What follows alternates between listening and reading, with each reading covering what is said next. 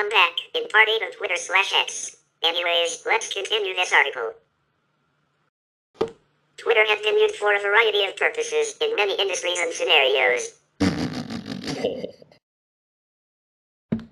For example, it has been used to organize protests, including the protests over the 2009 Moldovan election, the 2009 student protests in Austria, the 2009 Gaza-Israel conflict, the 2009 Iranian Green Revolution, the 2010 Toronto G20 protests, the 2010 Bolivarian Revolution, the 2010 Stuttgart 21 protests in Germany, the 2011 Egyptian Revolution, 2011 England riots, the 2011 United States Occupy movement, the 2011 anti-austerity movement in Spain, the 2011 TaBNWNE movements in Greece, the 2011 demonstration in Rome, the 2011 Wisconsin labor protests, the 2012 Gaza-Israel conflict, the 2013 protests in Brazil, and the 2013 Gezi Park protests in Turkey. The service was also used as a form of civil disobedience. In 2010, users expressed outrage over the Twitter joke trial by copying a controversial joke about bombing an airport and attaching the hashtag I am Spartacus. A reference to the film Spartacus, 1960, and a sign of solidarity and support to a man controversially prosecuted after posting a tweet joking about bombing an airport if they cancel his flight.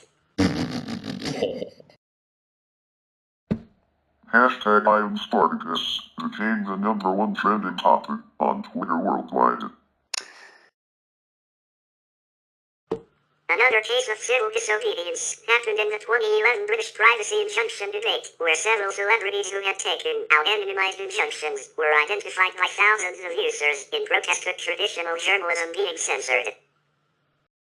According to documents leaked by Edward Snowden and published in July 2014, the United Kingdom's GCHQ has a tool named VirdSon for automated posting of Twitter updates, and a tool named VirdStrike for Twitter monitoring and profile collection.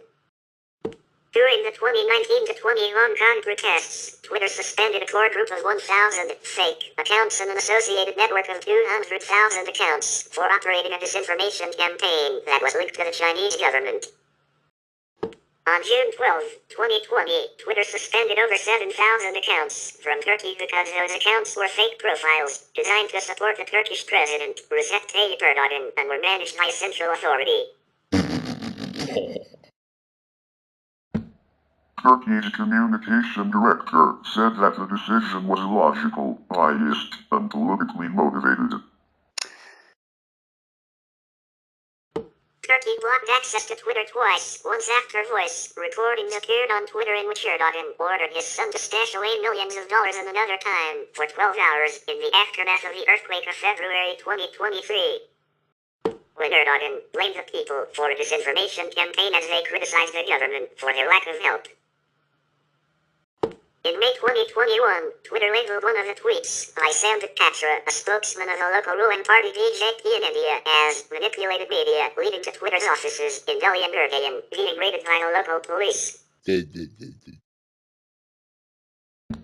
Later, the Indian government released a statement in July 2021 claiming Twitter has lost its liability protection concerning user-generated content.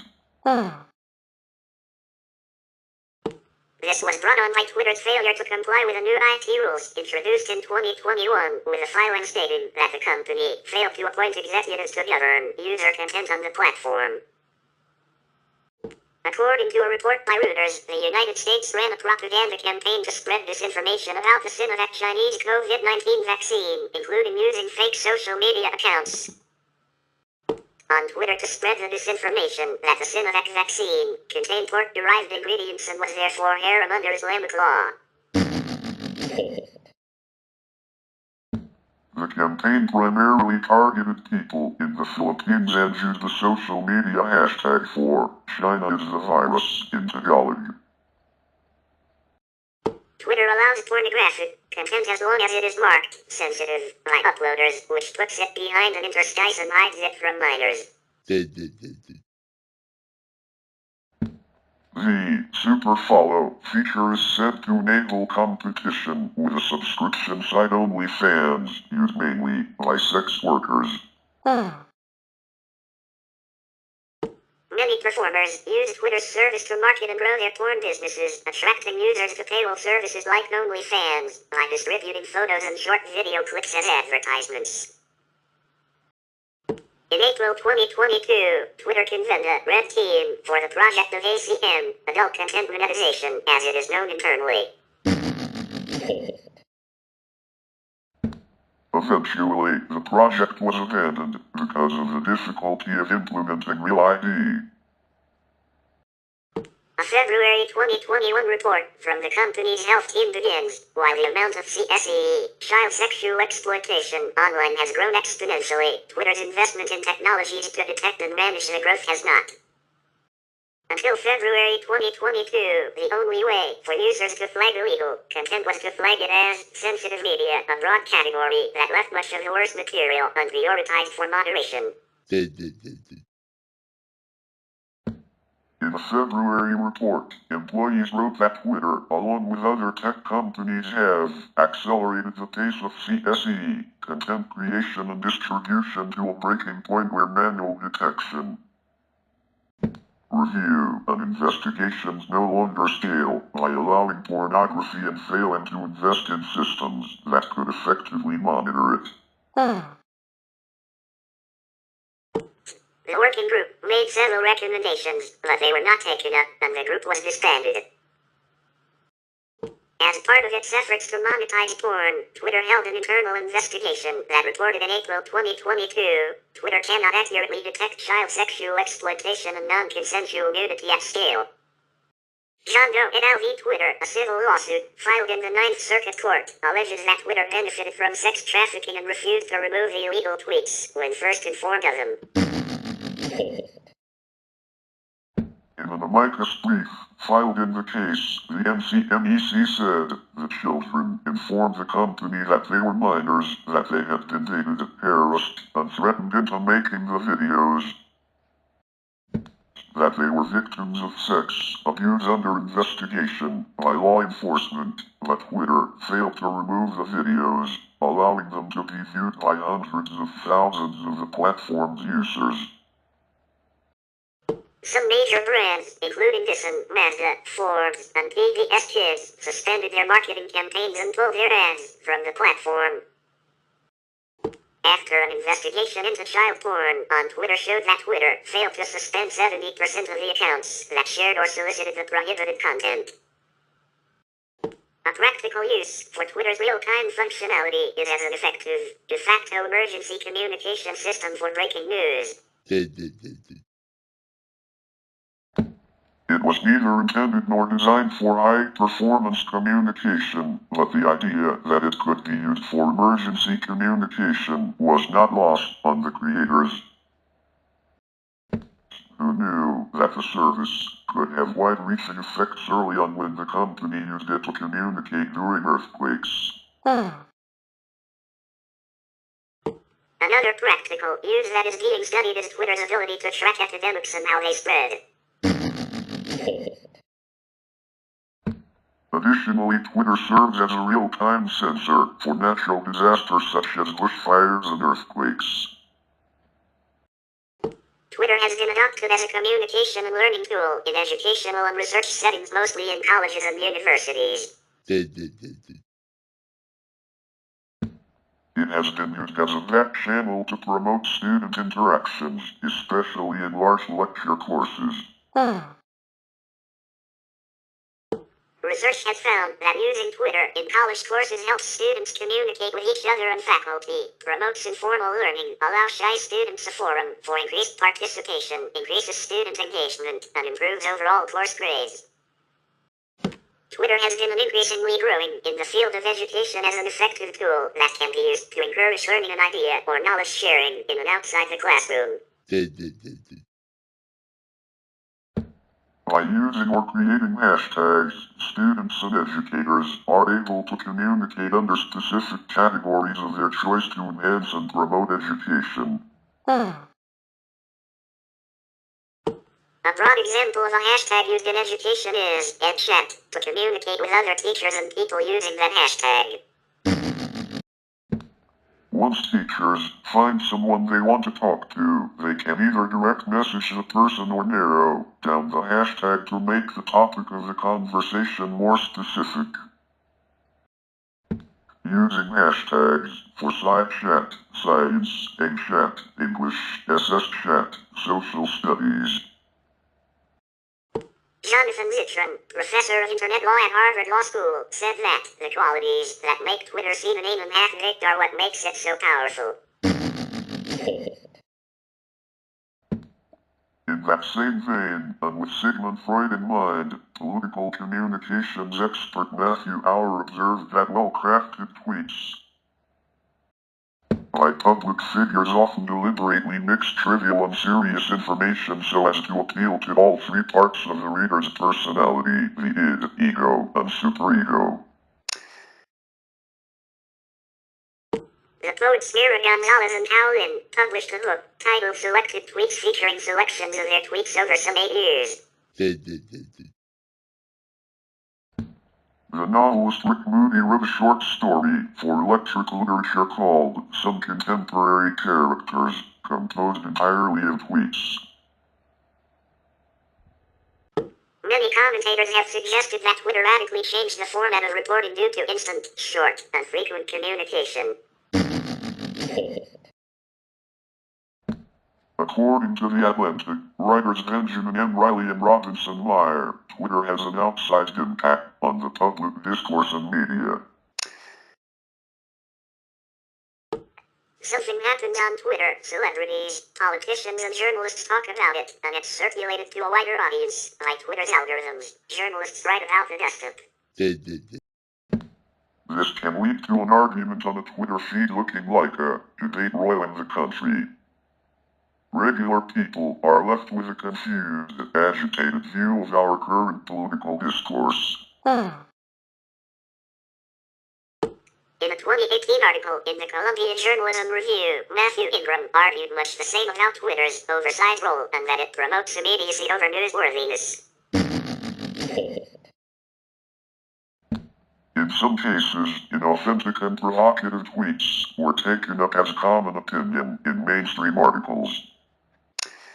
Writers in several outlets unintentionally cited the opinions of Russian Internet Research Agency-affiliated accounts. World leaders and their diplomats have taken note of Twitter's rapid expansion and have been increasingly using Twitter diplomacy, the use of Twitter to engage with foreign publics and their own citizens. U.S. Ambassador to Russia, Michael Anthony McFaul, has been attributed as a pioneer of international Twitter diplomacy. He used Twitter after becoming ambassador in 2011, posting in English and Russian. On October 24, 2014, Queen Elizabeth II sent her first tweet to mark the opening of the London Science Museum's Information Age exhibition. A 2013 study by website Twitlomacy found that 153 of the 193 countries represented at the United Nations had established government Twitter accounts. The same study also found that those accounts amounted to 505 Twitter handles used by world leaders and their foreign ministers, with their tweets able to reach a combined audience of over 106 million followers. According to an analysis of accounts, the heads of state of 105 countries and 109 other leading politicians have Twitter accounts that have between them sent more than 350,000 tweets and have almost 52 million followers.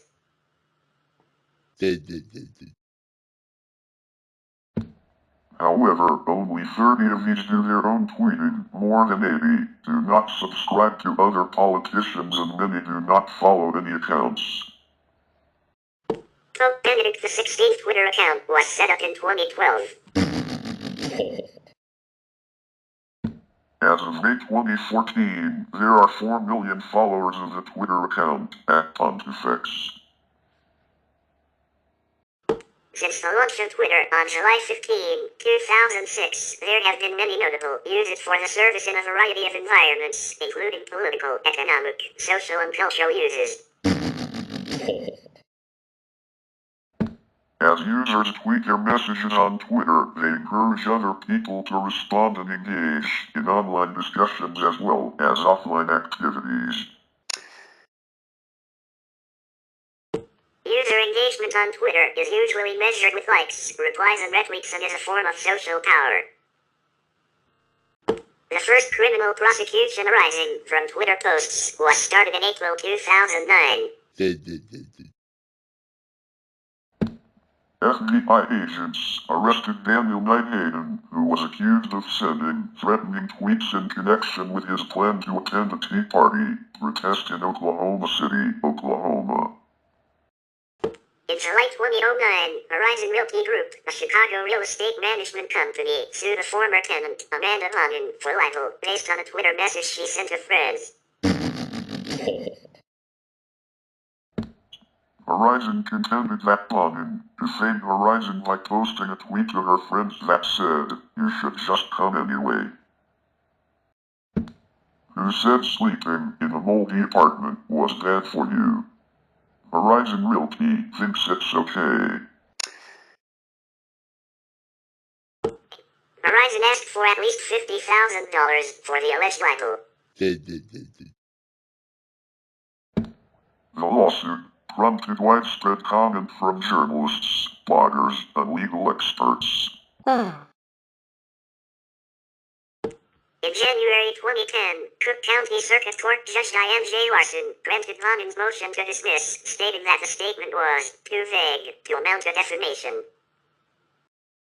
In October 2010, PhoneDog unsuccessfully sued employee No Kravitz in PhoneDog v. Kravitz for misusing trade secrets after he quit his job and began using the PhoneDog Twitter account to post tweets for a competitor. In February 2012, Hamza Kashgari, a Saudi poet and a former columnist for the Saudi daily newspaper Al Bilad, became the subject of a religious and legal controversy after being accused of insulting the Prophet Muhammad in 3 tweets published on Twitter. Kashgari risks the death penalty for his 3 tweets. King Abdullah of Saudi Arabia ordered that Kashgari be arrested for crossing red lines and denigrating religious beliefs in God and his prophet. Kashgari left Saudi Arabia, trying to seek political asylum in New Zealand.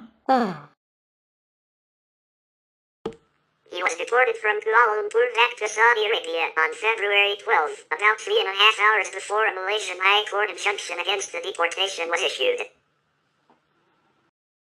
In November 2015, agents France Press and Getty Images were ordered to pay $1.2 million compensation to freelance photojournalist Daniel Morrell for using his images posted on Twitter related to the 2010 Haiti earthquake without his permission, in violation of copyright and Twitter's terms of service.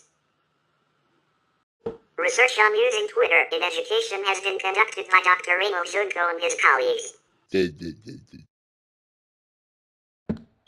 Using a controlled experimental design with random assignment, they found that classroom use of Twitter in specific ways such as continuing course discussions outside of class led to significant increases in student engagement and grades for all of their courses.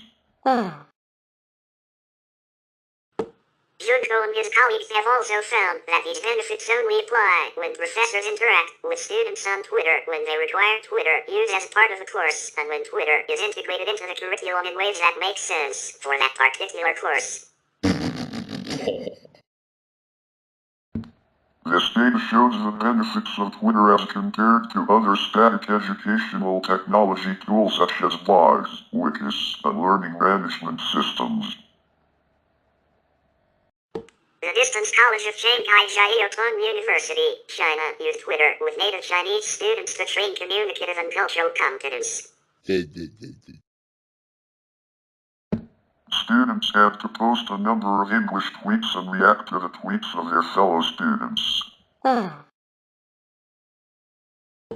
Twitter was viewed as a supplement to practice different aspects of the target language in authentic environment. Mia Moody states that Twitter can be used to teach students. They will be more involved in lectures and lessons if they have a chance to use social media throughout the course. Social media has changed the way people live, connect, and do business. She also explains how it is a good way to improve student participation. Shy students are more likely to open up behind a computer screen or the screen of their smartphone. The University of Vienna, Austria, used Twitter as an evaluation platform for student ratings.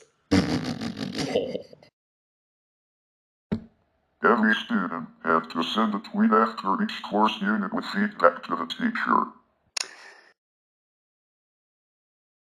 Twitter's simplicity and electronic data handling required small administrative effort and turned out to be a useful tool for evaluating a course formatively.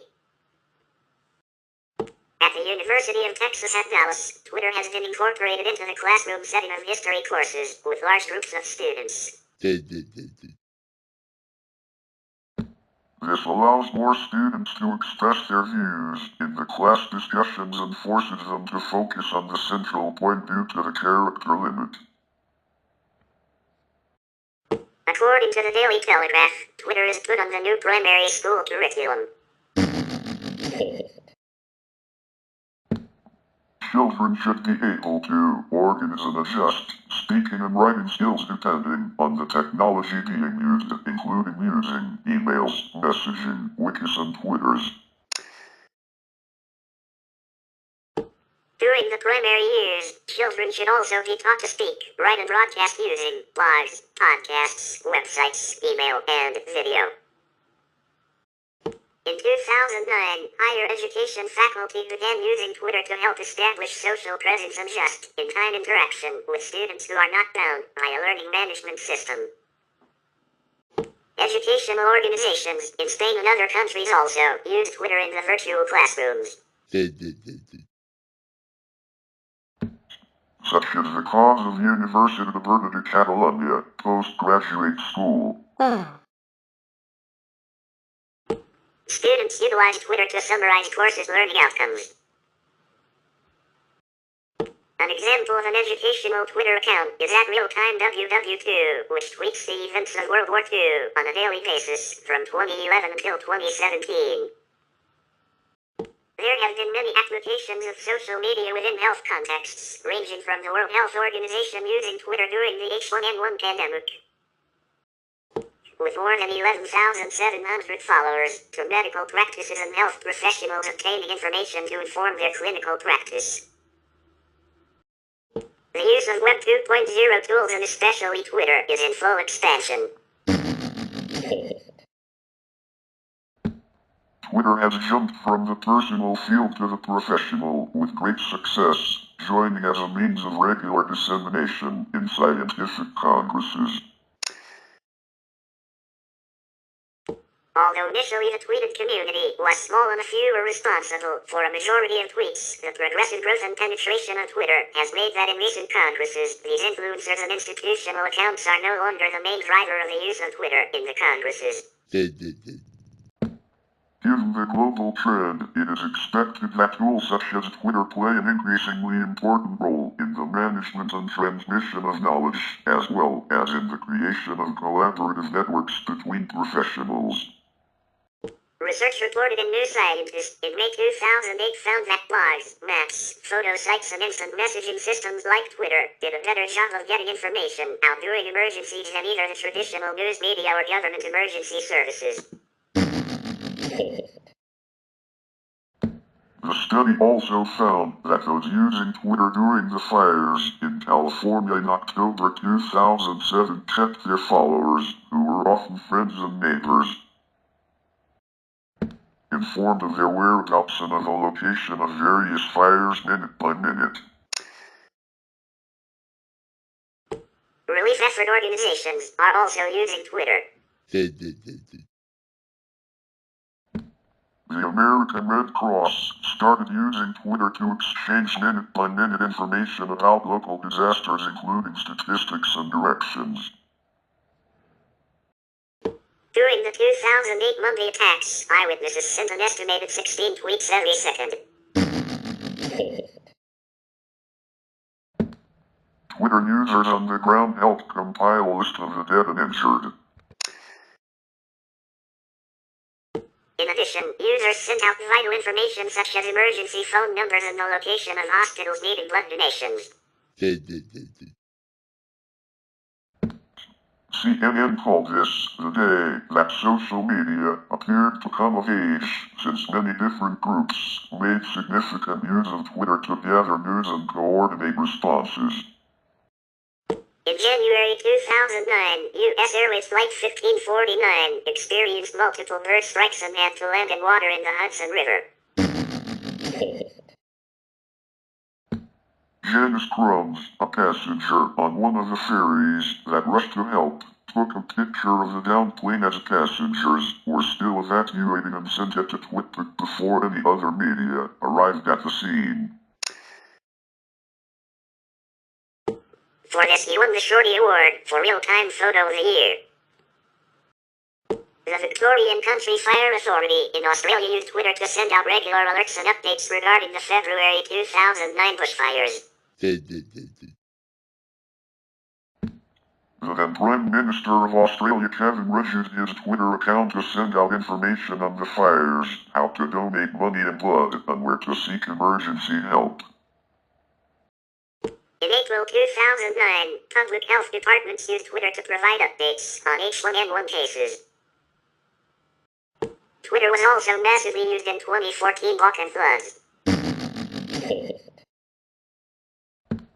Its efficiency and speed was considered to be very useful in exchanging information about flood victims and missing persons. During the CBC News television coverage of the Canadian federal election on October 14, 2008, the CBC cited tweets regarding Elizabeth May and Stephen Diane along with a graph of items mentioned on Twitter as evidence that people were calling for Diane to step down in response to the election results. As of April 26, 2010, the Australian television program Q&A began showing selected tweets on screen during the live broadcast, which carried the hashtag Q&A. The ratio is a tongue-in-cheek rule of thumb method of judging how popular a Twitter post is, by comparing the number of replies and slash or quote tweets to likes. A comment that has many replies but few likes is judged likely to be unpopular, and the replies are likely those expressing disapproval. Another common form of ratio is when a reply or quote tweet, typically expressing an opposing viewpoint to the original post, gets more likes than the post it is replying to, signifying that more people agree with the reply than the original post. Twitter users may initiate a ratio by replying or quote retweeting a tweet with a text ratio in the hopes that their tweet acquires more likes and slash or retweets than the tweet being replied to. They may not always succeed. Ratio. Tweet that does not achieve this is known as a failed ratio or flop. Analyzing frequency, content and other metrics of how users interact with Twitter can uncover social trends and social networks. As users interact via social media spaces like Twitter, they form connections that emerge into complex social network structures. These connections are indicators of content sharing, and network structures reflect patterns of information flow. Twitter has been instrumental in politics and protests. One of Twitter's mission statements is, at Twitter, we believe that the open exchange of information can have a positive global impact. People around the world have taken this idea, using the 140-character tweet, later doubled to 280 characters, to spark an interest or gain attention for a cause or issue. Politicians have used it in attempts to influence their followers and persuade their opponents.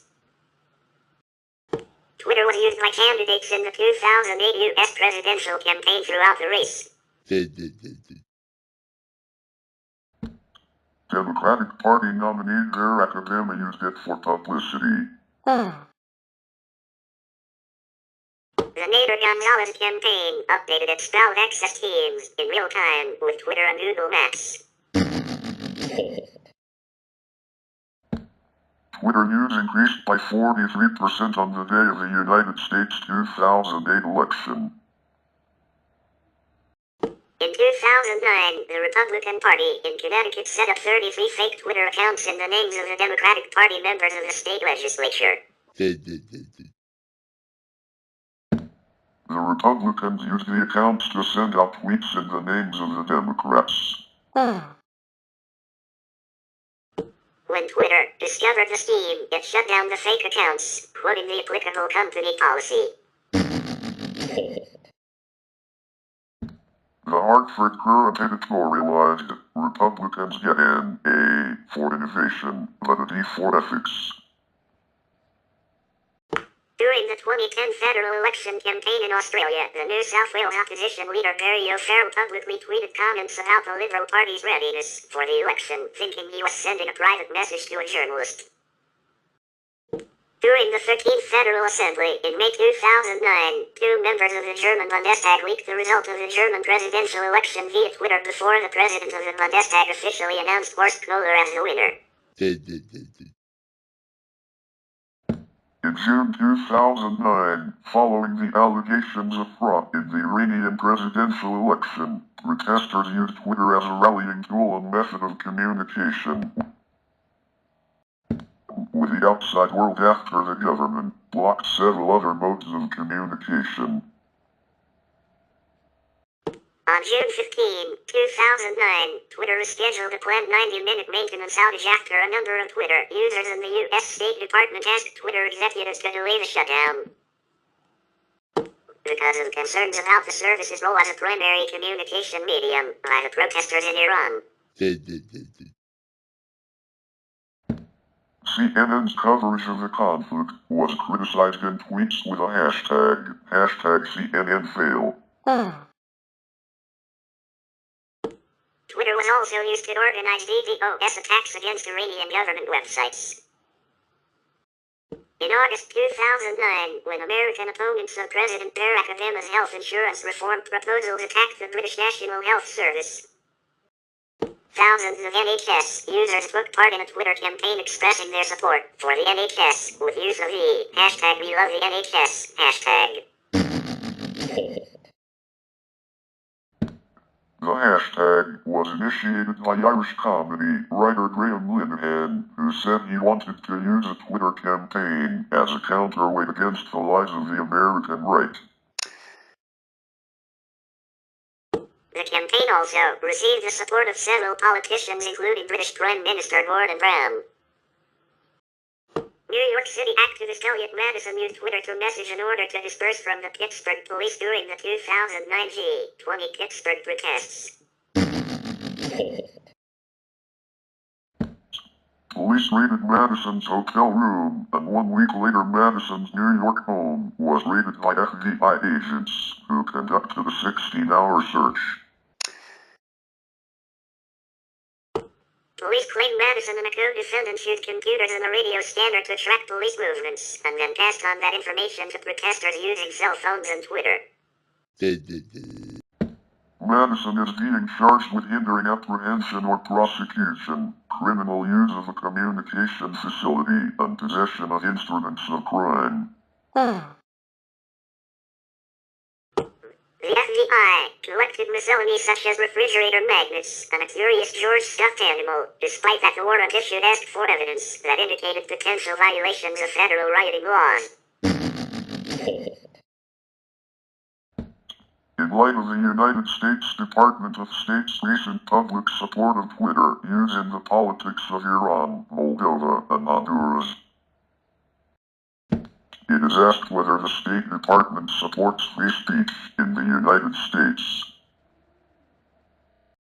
In October 2009, after the Guardian newspaper was served with an injunction banning it from reporting on a parliamentary matter, it published a cryptic article with a few details it was allowed to report.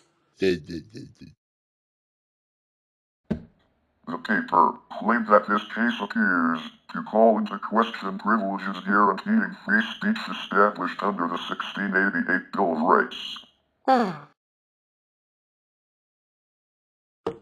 The paper's editor Alan Rusbridger credited Twitter users with taking the initiative to provide details that the press was not allowed to print, namely that the injunction was taken out by London solicitor Carter Ruck on behalf of commodities trader Trafigura, who did not want public discussion of the 2006 Code Giveaway toxic waste dump scandal and the resulting Minton report, available on WikiLeaks.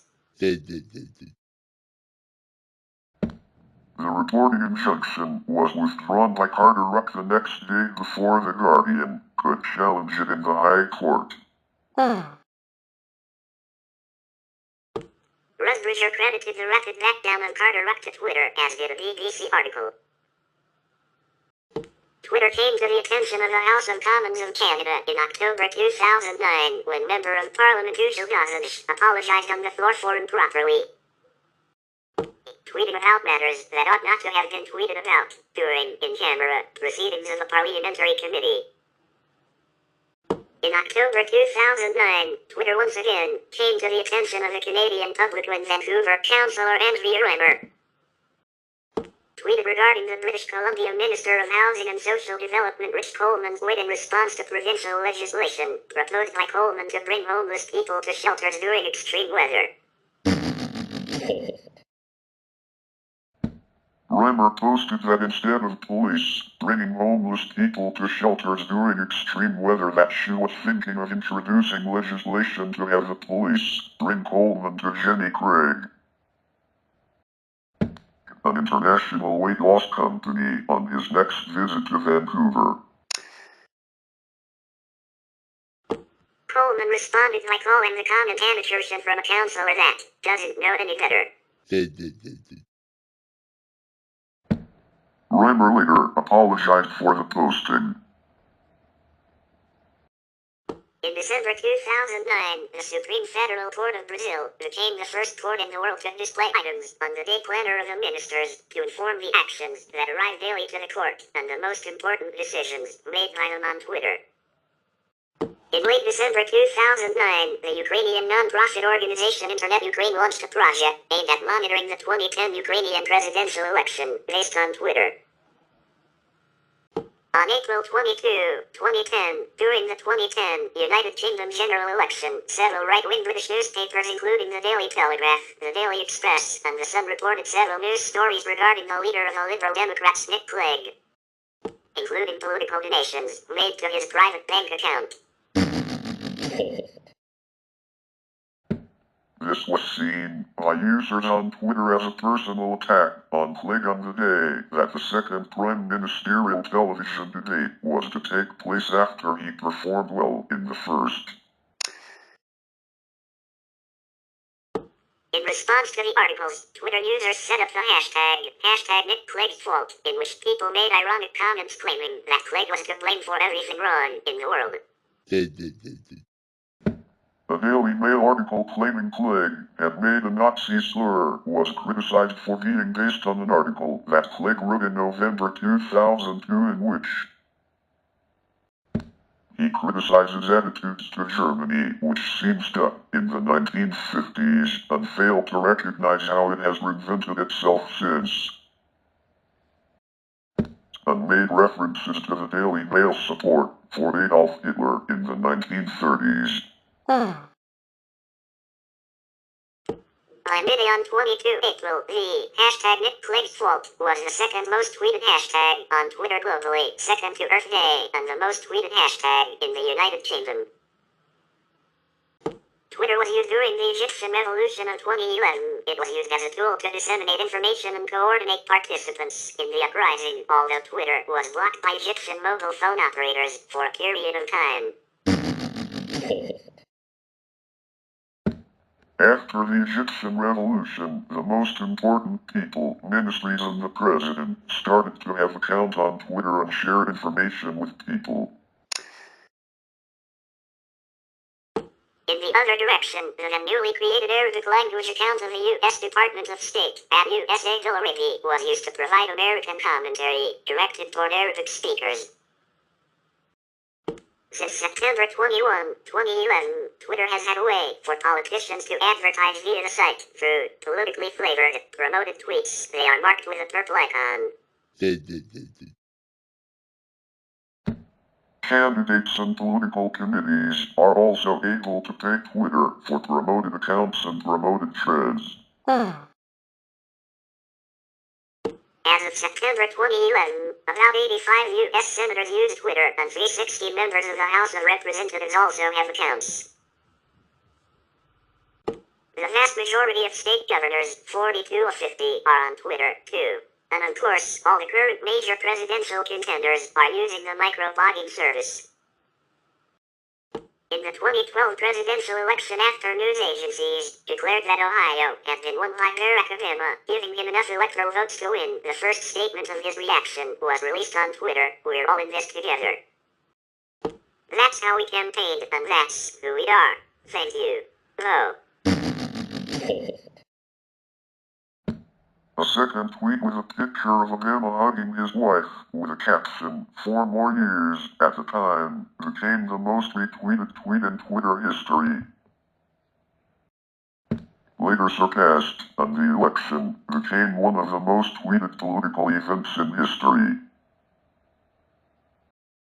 In December 2012, Green MP Russell Norman tabled a tweet during New Zealand Parliament's question time, a first for the country. The @feminist alt-Twitter account drew attention to funding problems for WIC food and nutrition programs during the 2013 U.S. government shutdown, and its owner set up a directory for women in need to find food banks and infant formula. In Britain, the Department for Business, Innovation and Skills released a Twitter strategy document written for other departments. The strategy advised the departments on why Twitter was used by the government and how they could tweet and promote their doing so effectively. The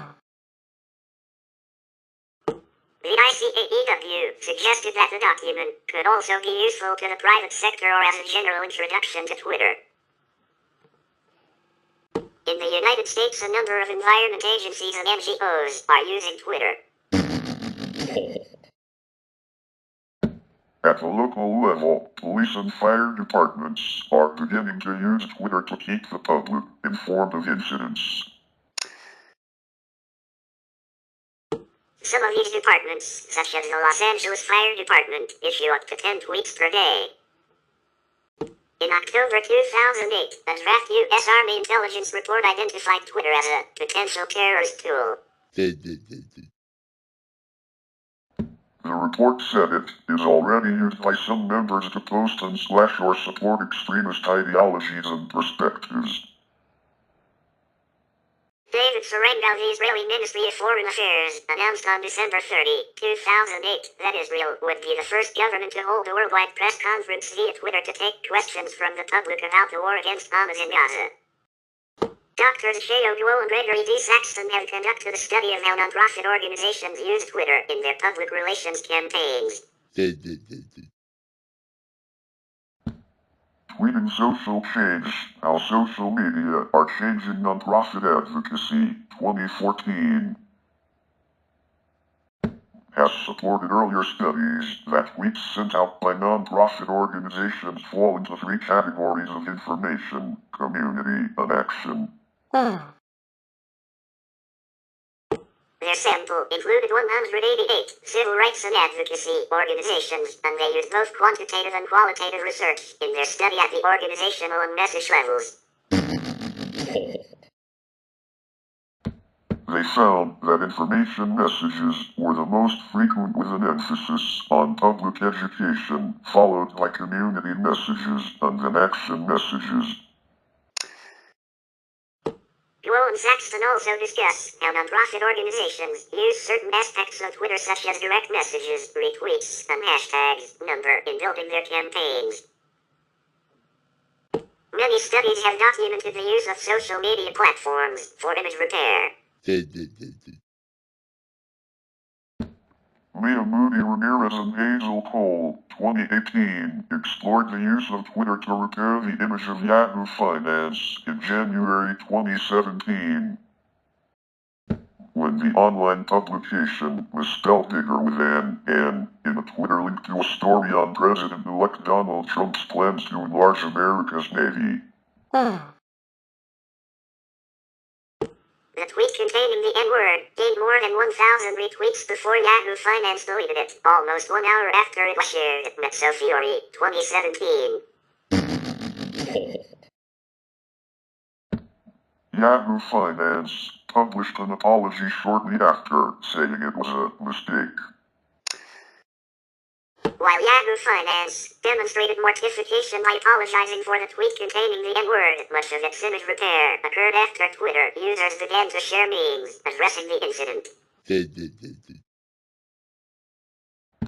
Lighthearted humor, shared on what is known collectively as Black Twitter, provided comic relief for an otherwise stressful situation. Study findings indicate humorous tweets offer an effective strategy to repair one's image.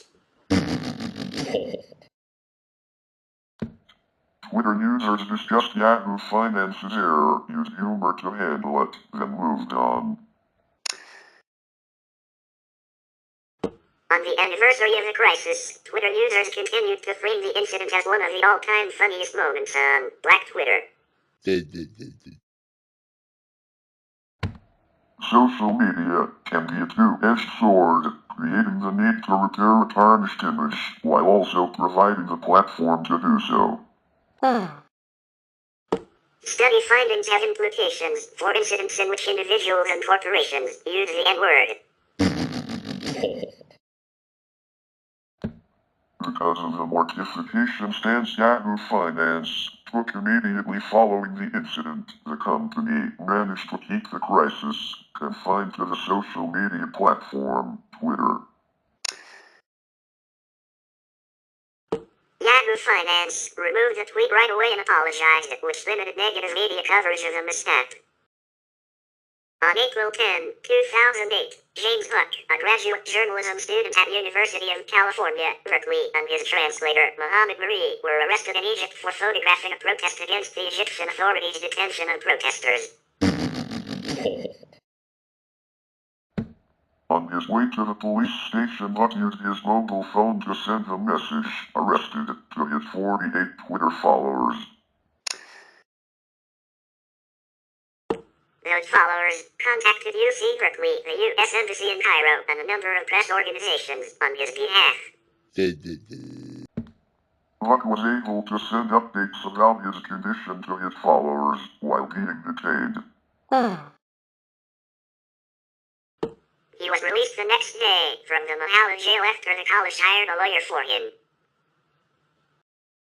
On April 7, 2009, thousands of students stormed the presidency and the parliament building in Chisinau, the capital of Moldova, accusing the government of electoral fraud.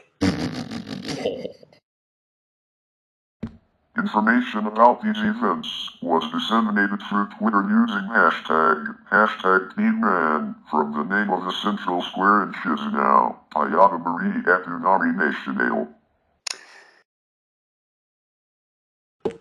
Twitter was also used to mobilize the protests. In February 2009, NASA won a Shorty Award for its near real-time status updates in 2008 of the unmanned Mars Phoenix lander mission. In May 2009, astronaut Mike Massimino used Twitter to send updates during the Hubble Space Telescope repair mission STS-125, the first time Twitter was used by an astronaut in space. The STS-125 mission marked another NASA/Twitter first, a post-mission tweet-up held July 21, 2009. At NASA headquarters in Washington, D.C., attended by about 200 members of the general public. The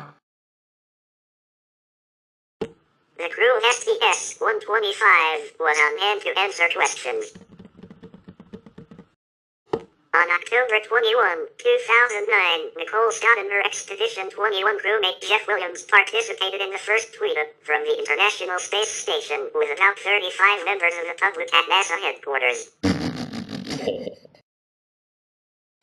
This involved the first live Twitter connection for the astronauts. Previously, astronauts aboard the Space Shuttle or ISS had sent the messages to Mission Control, which then posted the messages via the internet to Twitter. In November 2009, the launch of STS-129 marked NASA's fifth tweet-up, and its first such event ever held during a shuttle launch at Kennedy Space Center in Cape Canaveral, Florida. 100 members of the general public, representing Morocco, New Zealand, and 21 U.S. states, in addition to the District of Columbia, attended the two-day event and, for time, the hashtag NASA tweetup, hashtag reached number 3 on Twitter's trending topics. In May 2010, NASA organized a tweet-up for the STS-132 Space Shuttle Atlantis mission to the International Space Station. Given its high-end-like functionality, Twitter provides a unique platform to communicate real-time information from robotic machines to human managers, engineers, and or other interested parties. Numerous examples exist of robots whose sensor data is interpreted offline and tweeted by human operators. For example, NASA's humanoid robot, Robinaut, has a Twitter feed with tweets posted by human operators. However, relatively few projects involve robots that post their own tweets without human intervention. The Japanese counterpart to Robinaut, Astrobot, is expected to monitor health parameters of crew members and tweet photos back to Earth automatically when it launches in 2015. Engineers at the University of Massachusetts Amherst developed the Mark 5.0 robot with RFID tracking to inventory laboratory assets and identify nearby personnel. It automatically tweets when personnel with proper identification badges come within close proximity of its location in an assigned room. For environmental monitoring applications in harsh environments, researchers at the University of South Florida College of Marine Science deploy a solar-powered autonomous underwater vehicle, SAUV, to tweet water quality data from its onboard sensors via long-range radio communications. Its Twitter feed is interspersed with periodic interjections by a human operator. Twitter is increasingly being used as a business promotional tool. Twitter encourages this through Twitter 101, a web-based tutorial aimed at business users. For example, one of the notable business Twitter users is Dell, which reported $9 million of its 2009 sales, coming directly through Twitter and Facebook combined. It has been argued that smaller businesses also benefit from using Twitter since they can compete on equal terms with larger businesses within the Twitter platform. In the UK, a survey indicated that 17% of small British businesses were using Twitter mainly to attract new customers. Small businesses can employ evangelists using a variety of techniques to reach more followers and sometimes produce industry leaders. Ford has elevated their global head of social media, Scott Monty, into the public spotlight as an evangelist of the use of technology in the automotive industry. Robert Scoble has kept his own company, Rackspace, in the public eye and maintained his own publicity primarily through Twitter. However, increased use of social networking sites has provoked concern about privacy in the workplace and the protection of company data. A survey of 1,400 chief information officers also revealed concerns about the potential for employee distraction if they were given unlimited access to social networking sites such as Twitter. Twitter started showing advertising to users on April 13, 2010, in the company's first significant attempt to turn its microblogging service into a profitable business. In a 2015 European Foundation for Democracy European Policy Center Policy Dialogue panel in Brussels, Mark Wallace, CEO of the Counter-Extremism Project and former U.S. ambassador to the United Nations, said, Twitter is currently the gateway drug for those seeking to recruit fighters for Islamic terrorism, and this must be stopped. Fundraising campaigns have been held on Twitter, where users are encouraged to tweet about and donate to a particular cause for a specified period of time. This is sometimes known as a tweet-a-thon, which is a portmanteau of the words tweet and marathon. Scott Stratton, author of Unmarketing, Stop Marketing, Start Engaging, started the 12 for 12K tweet-a-thon along with Danny Graham, founder of the 12 for 12K organization. 12 for 12K is an organization that combines social media and raising funds to impact and change the lives of millions worldwide.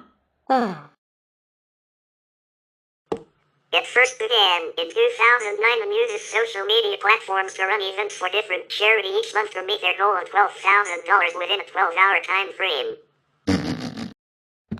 In order to participate, one follows the hashtag 12 for 12K hashtag and retweets about the tweet-a-thon. For every $12 donated, one is entered into a raffle with varying prizes. 100% of the donation is given to the specified charity. In result, Stratton started a tweet-a-thon for the charity Share Our Strength. He was able to raise $12,000 within 5.5 hours of the 12-hour period. In the end of the 12-hour period, he was able to raise $15,500. During the tweet-a-thon, traffic for 12 for 12K.org increased by 4,000%. On the website, a Twitter avatar frame helped bring in 3,600 followers. In 2009, 12 for 12K.org raised $91,275 for Share Our Strength and several other charities. The UK non-profit sector used Twitter to update supporters and potential donors. When user Dick Dave SP used hashtag Charity Tuesday, for which he later shared in a Just Giving Award 2010 for innovative fundraising. Using Twitter to keep supporters up to date with regard to progress in a charity jailbreak. Sue Black and others have used Twitter and other social media to raise the profile and funding for Bletchley Park. In June 2010, OnlineShoes.com and Saucony collaborated to raise awareness and funds for childhood obesity through a tweet-a-thon. For every tweet, OnlineShoes.com donated $1 to Saucony's Run for Good program, a grant program for encouraging active and healthy lifestyles for children. In September 2010, Twitter was a key stream of communication by the media inside a Connecticut courtroom during the Cheshire, Connecticut, home invasion murders trial. While video cameras were not allowed, Connecticut State Supreme Court Judge John C. Blue allowed electronic devices for text transmission during the Stephen Hayes trial. Hayes was convicted of the murders of Jennifer Hawk Penny and her daughters Haley and Michaela and sentenced to death. His alleged accomplice, Joshua Komisarevsky, is scheduled to stand trial for the murders in February 2011. While a few news organizations in other parts of the country have lived blogged for years, this was the first high-profile case in Connecticut in which Twitter played an important role. In keeping those interested in the court proceedings updated with information from the courtroom with the use of Twitter. A second notable example was news organizations, including ABC News, CNN, BBC, ITV, and Sky B, using Twitter during the royal wedding of Prince William and Kate Middleton in April 2011.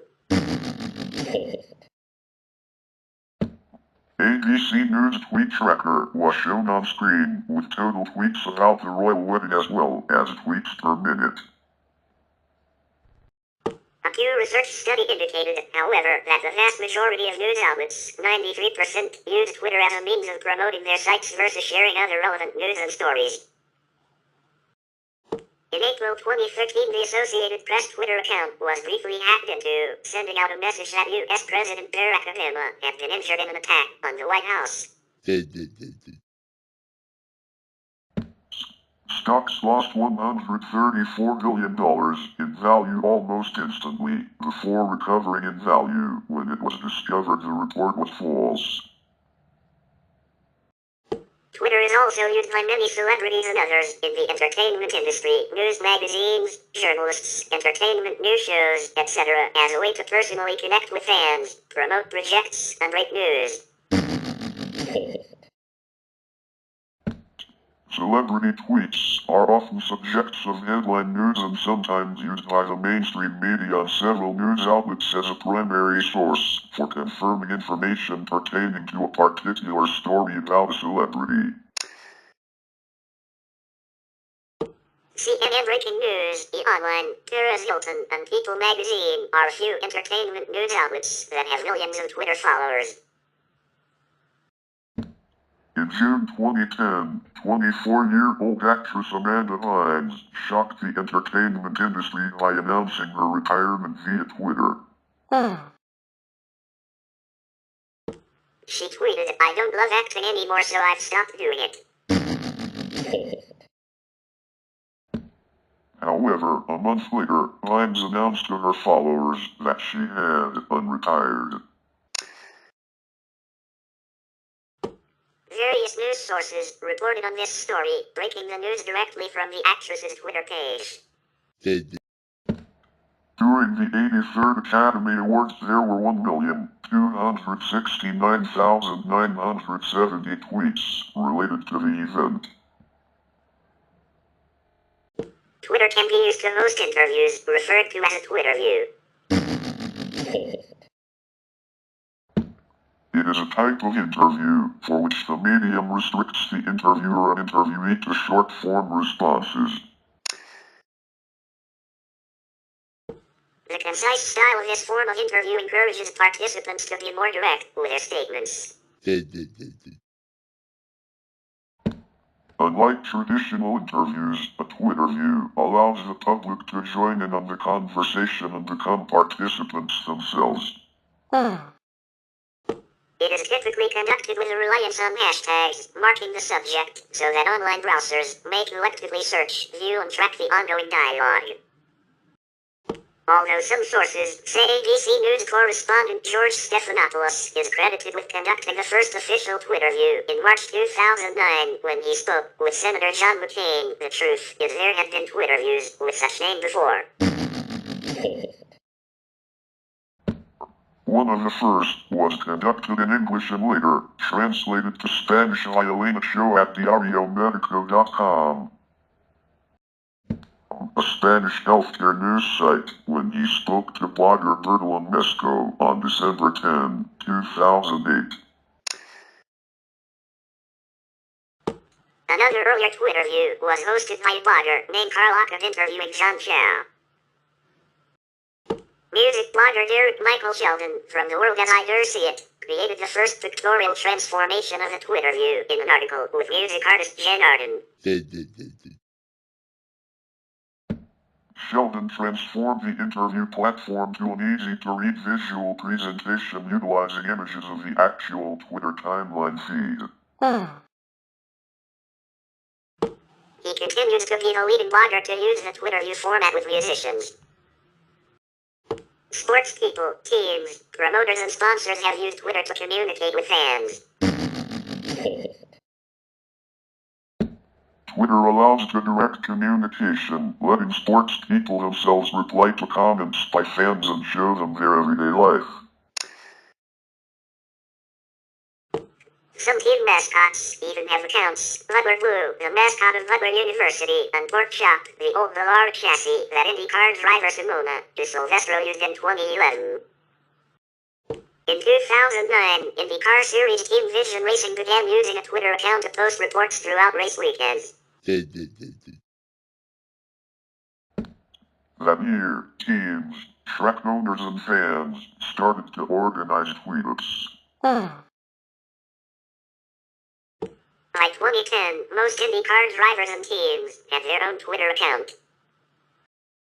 At the 2012 Daytona 500 NASCAR Cup Series race, Brad Keselowski tweeted while driving behind the pace car, posting a picture of a jet dryer truck burning after being hit by another car. The driver tripled his Twitter followers from 60,000 to 200,000 in a few days after the race. Dallas Mavericks owner Mark Cuban has used Twitter to criticize National Basketball Association officiating. He was fined $50,000 by the league in January 2013 after tweeting, "I've tried for 13 years to fix the officiating in this league and I have failed miserably."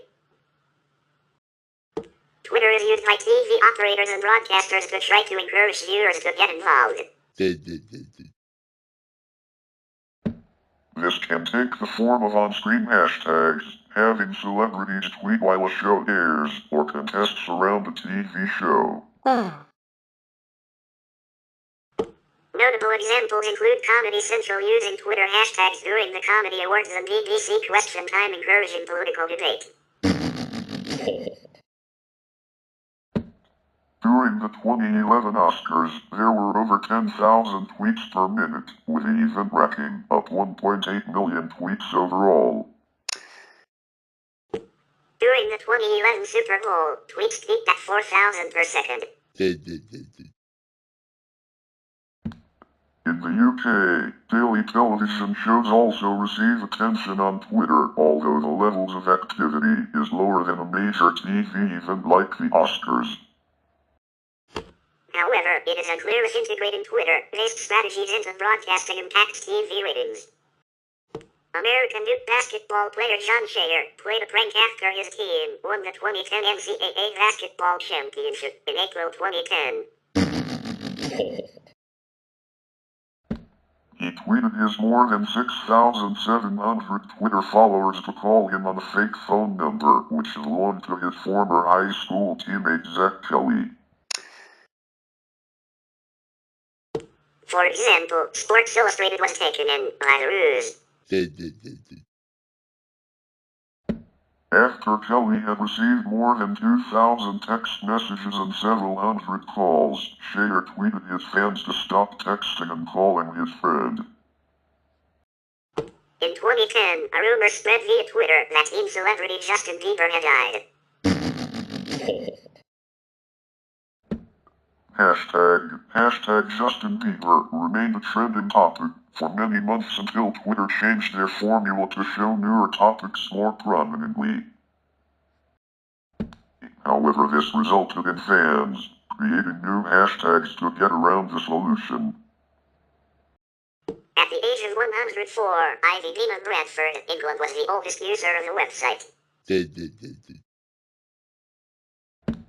She quickly became more widely known, and several fan pages were made in her honor. At the time of her death, she had 4,962 friends on Facebook and more than 56,000 followers on Twitter. Her death was widely reported in the media and she received tributes from several notable media personalities. We will continue about Twitter/X in part 9, so stay tuned for more.